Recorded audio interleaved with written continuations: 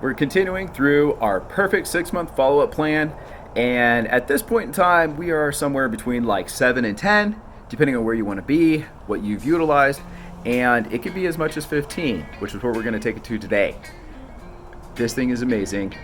I'll leave the links for the past, whatever you want to call them, below, so you can catch up if you need. And let's get to it.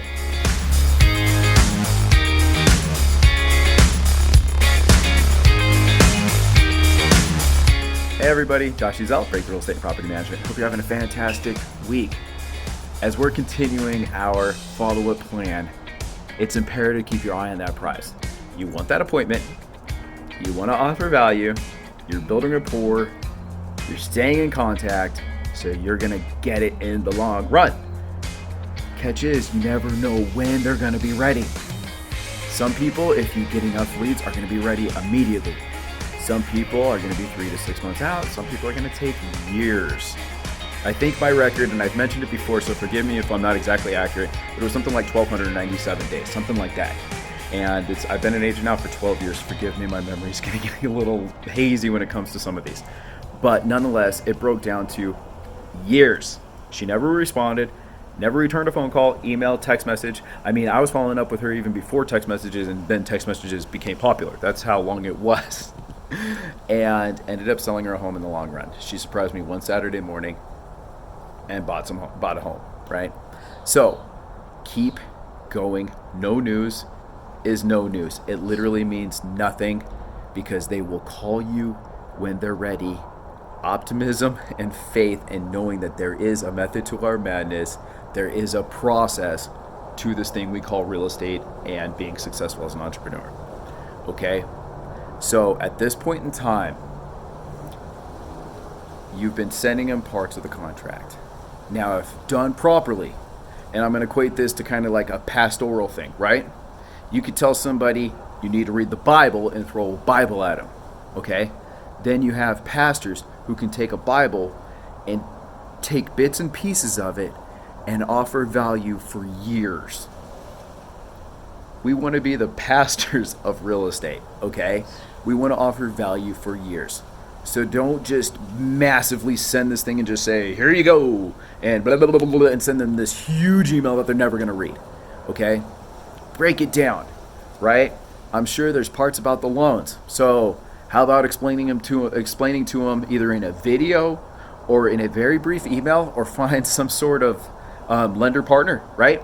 That can explain to them the nuances of the FHA, VA, conventional, owner carry, private financing, and how to break it down, right?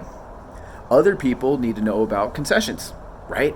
Concessions are wonderful, but a lot of people think that they're just an automatic. They don't understand, whoops, almost dropped my phone there, that it gets taken off the net, right? What do the sellers care about? Net. It's important that buyers understand this, right? I'm sure that there's an appraisal contingency built into your offer standard, right? Sorry if this is kind of shaky.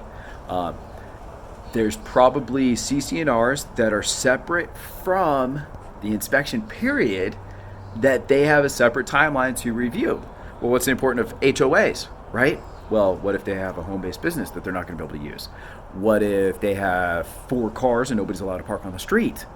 What if they have an RV and there's no RV parking? There's a lot of things that they need to know about. But a lot of people think that that's something with the regular inspection period, which it's not necessarily. It may be in your area, but not necessarily, okay?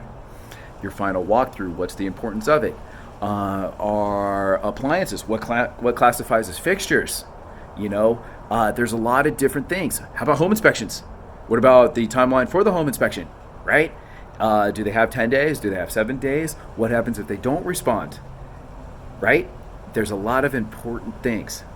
So today, you're going to actually break it down and try to see how many bits of value, okay? Now, when you're checking in via text message and phone call, oftentimes you're saying, hey, just checking in. Hey, I just sent you this stuff. Want to make sure you got it.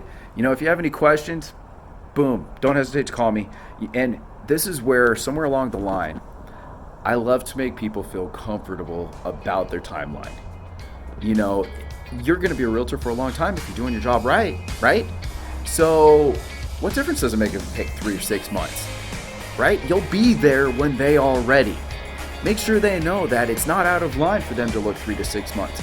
That you are supposed to call, well, they are supposed to call you along the way to answer these questions, to find out about areas, to get updates on comps, to get crime stats, hey, send me that link for the buyer's advisory again, I lost it.